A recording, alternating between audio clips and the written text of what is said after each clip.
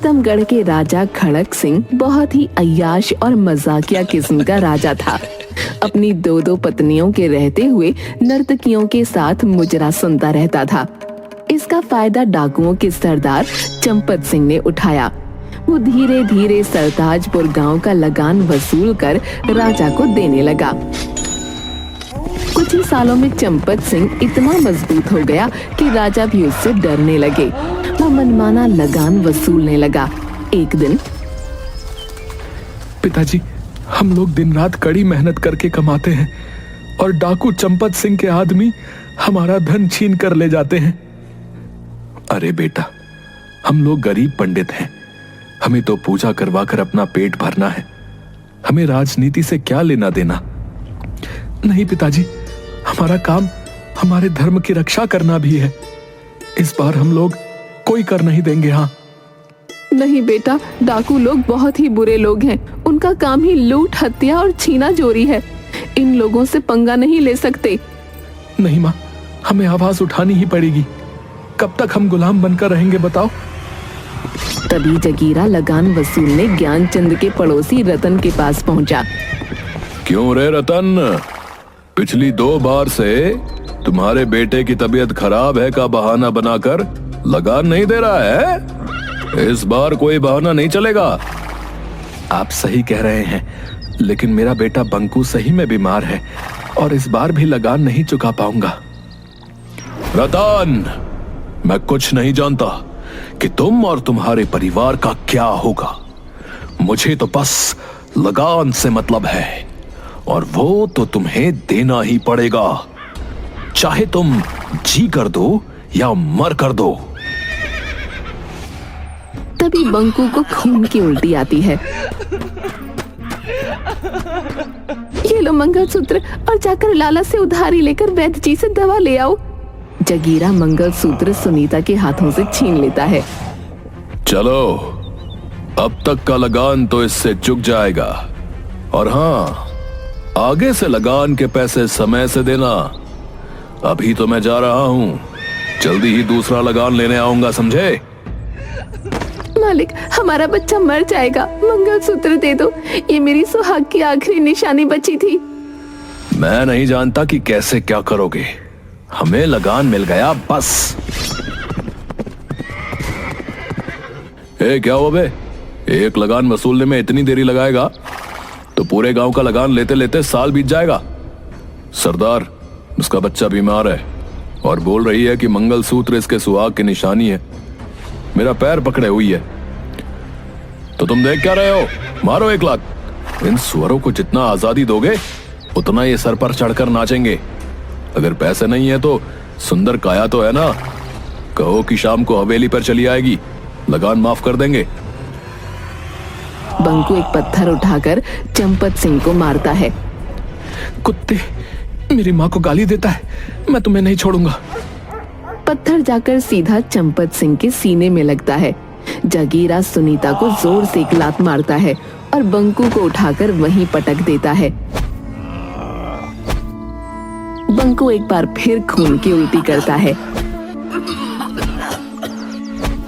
माफी मालिक, माफी। बच्चा है, माँ के बारे में गंदी बात सुनकर तैश पे आ गया मालिक। इस हरामजादे की इतनी हिम्मत कि सरदार पर पत्थर चलाया। इसको जिंदा रहने का कोई हक नहीं है। मालिक, अपना बच्चा समझकर छोड़ दीजिए मालिक, मेरे घर का इकलौता दीपक बुझ जाएगा। ठीक है, ओए जगीरा, छोड़ दे उसको, इसे ले चल उठाकर हवेली पे। दीपू का खून खौल जाता है।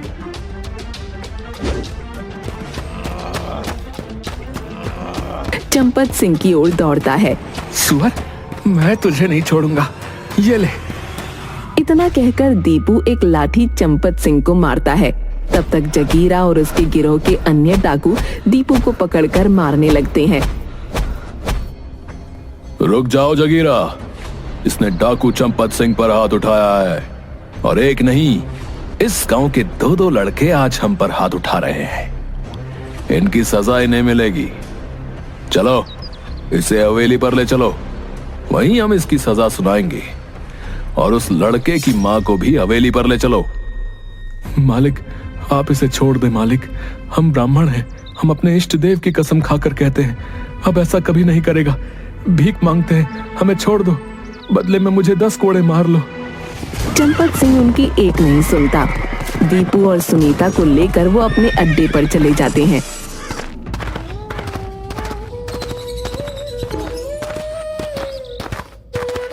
इधर ज्ञानचंद और रतन राजा खड़क सिंह के पास पहुंचकर, महाराज की जय हो।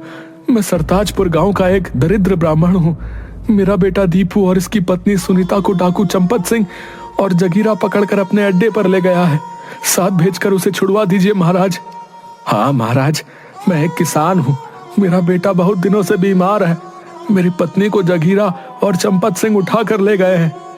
उसे वापस करवा दो महाराज। क्या कहा? डाकू चंपत सिंह? देखो, तुम तो जानते ही हो कि डाकू चंपत सिंह से हमारी सेना भी डरती है। इस मामले में मैं तुम लोगों की कोई मदद नहीं कर सकता। अगर कुछ किया तो वो मेरा तख्ता पलट कर सकता है। भाई, बेहतर होगा कि तुम लोग चंपत सिंह के पास ही जाओ, शायद उसे दया आ जाए। इधर डाकू चंपत सिंह के अड्डे पर, जगीरा, अरे इस लड़के को पहाड़ी पर ले जाकर नदी में फेंक दे और सुनीता को कल सुबह इसके गांव पर छोड़ आना। आज ये मेरे साथ रहेगी। जगीरा दीपू को ले जाकर पहाड़ी से नीचे नदी में फेंक देता है। नदी में गिरते ही दीपू बेहोश हो जाता है और रात भर बहते बहते एक अनजान जंगल के किनारे पत्थर से टकराकर रुक जाता है। तभी एक महान तपस्वी देवराज की नजर उस पर पड़ती है और वो दीपू को अपनी कुटिया में ले जाकर उपचार करते हैं। कुछ ही देर में दीपू को होश आ जाता है। मैं कहाँ हूँ? देवर्षि, आप कौन हैं? मैं तपस्वी देवराज हूँ बालक। तुम नदी के किनारे पड़े थे तो मैं तुम्हें कुटिया में ले आया। तुम कौन हो बालक, और नदी में कैसे गिर गए? देवर्षि, मैं प्रीतमगढ़ राज्य के सरताजपुर गांव का एक दरिद्र ब्राह्मण का बेटा हूँ। हमारे राजा खड़क सिंह हैं, लेकिन डाकू चंपत सिंह का आतंक हमारे गांव पर है। उसने हम सभी गांव वासियों का जीना हराम करके रखा है। दीपू तपस्वी देवराज को सारी बात बताता है। दीपू, तुमने एक निर्भीक ब्राह्मण का कर्तव्य निभाया है। हम तुम्हें वरदान देते हैं कि अन्याय के खिलाफ तुम जो भी काम करोगे उसमें सामने वाले की आधी ताकत तुम्हारे अंदर आ जाएगी। दीपू जंगलों से होता हुआ अपने गांव की ओर चल देता है, लेकिन तभी उसके सामने जंगल का राजा शेर आ जाता है। देखो शेर भैया, मुझे गांव वालों को बचाने जाना है, मुझे छोड़ दो। हाथ में आए शिकार को यूं ही जाने दूं? मुझे बेवकूफ समझा है क्या? देखो भैया, ऐसे ही मैं बहुत गुस्से में हूँ, और गुस्सा नहीं दिलवा बता रहा हूँ, नहीं तो तुम्हारे लिए ठीक नहीं होगा।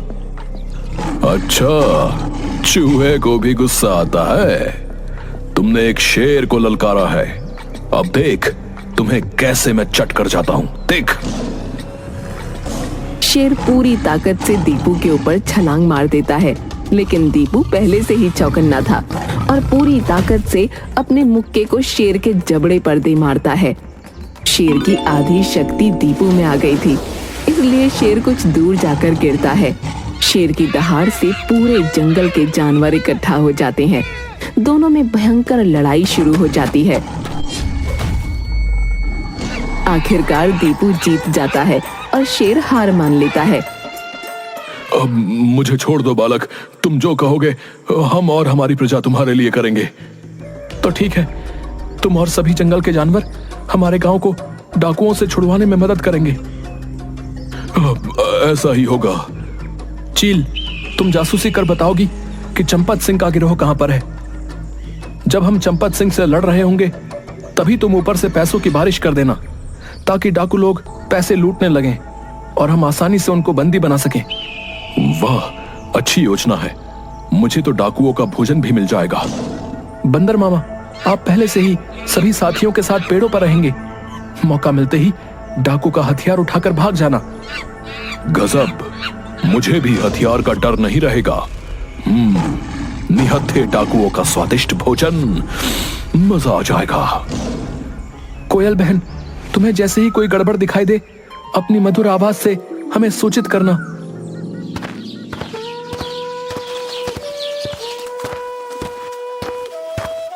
अरे मेरा बेटा, जिंदा है तू? अरे ओ दीपू की माँ, सुनती हो? जरा बाहर तो आना, देखो कौन आया है।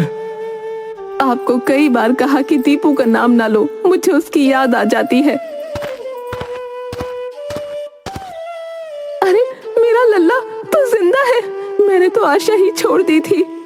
हम कल सुबह ही गांव छोड़कर चले जाएंगे, नहीं तो चंपत सिंह के डाकू दीपू को जिंदा नहीं छोड़ेंगे।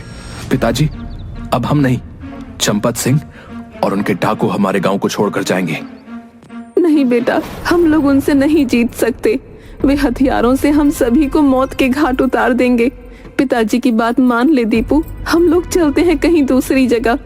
अरे जिंदा बच्चे तो कहीं भी रहकर अपना जीवन गुजार लेंगे। हाँ बेटा, उस दिन सुनीता जगीरा को दांत काटकर भागकर जंगलों में जा छुपी।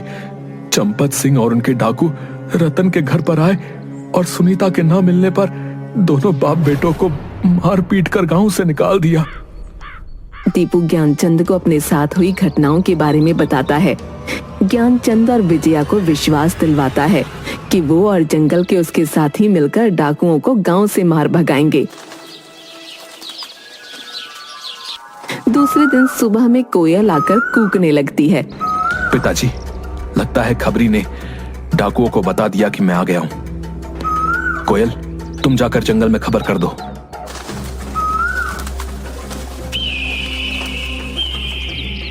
तभी चील आकर बताता है कि चंपत सिंह अपने सभी डाकुओं के साथ गांव की तरफ आ रहा है।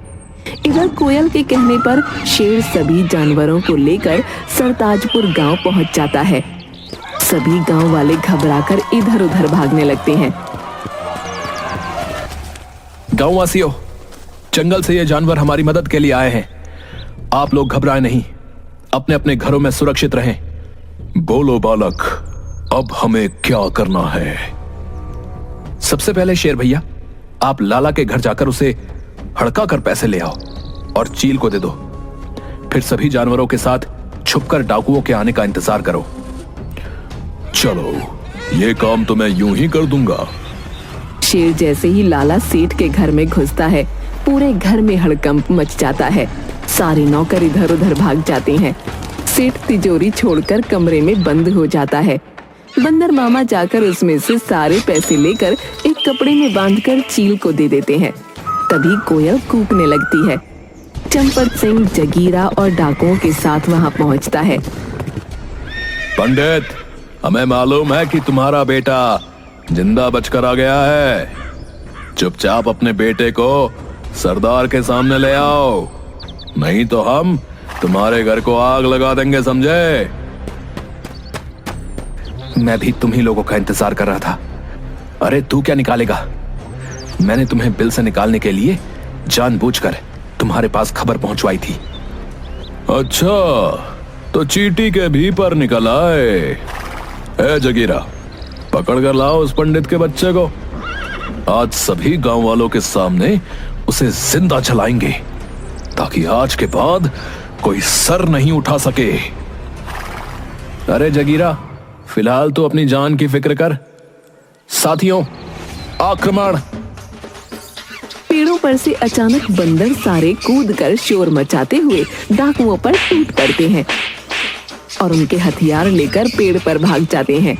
तभी सभी जानवर एकाएक डाकुओं पर आक्रमण कर देते हैं। शेर को देखकर सभी जान बचाकर इधर उधर भागने लगते हैं। तभी चील ऊपर से पैसों की बारिश कर देता है। डाकू लोग पैसा लूटने लगते हैं। अरे हरामजादों, अरे पैसा छोड़ो और युद्ध करो।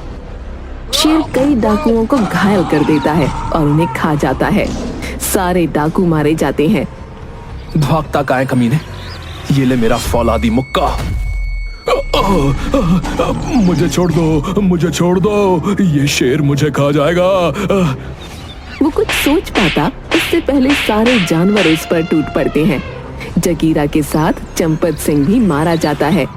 गांव वालों, सभी अपने घर से बाहर आ जाओ, सारे डाकू मारे गए। अब हमारा गांव दरिंदों से मुक्त हो गया है।